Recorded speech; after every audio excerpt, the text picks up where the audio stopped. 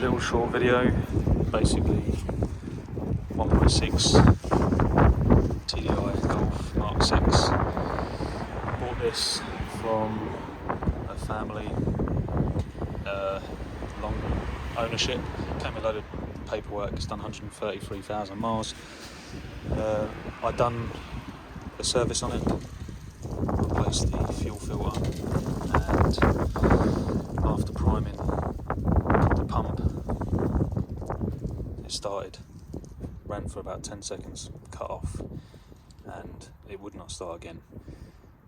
Shout out to my friend John.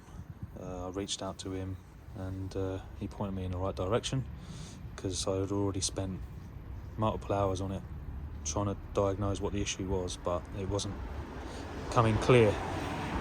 So this is for anyone else out there that has the same problem, which can't seem to find that easy video that points you in the right direction and gets you going again.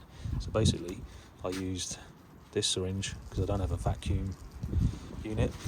I took off the return from the high pressure pump, I attached the nozzle of that onto there, clamped it on, used the cap on the filter connection. This was with all the engine off, no ignition, nothing, and I just basically pulled and pulled in an upright position, and I could see all the bubbles coming out of the pump. I pulled about 600 mils and then it started to come clear and there was no visible bubbles anymore.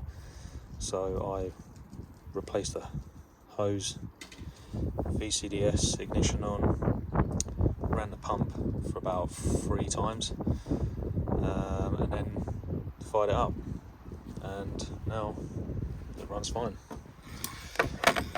So I hope this is helpful. Give us a thumbs up if it is, and good luck.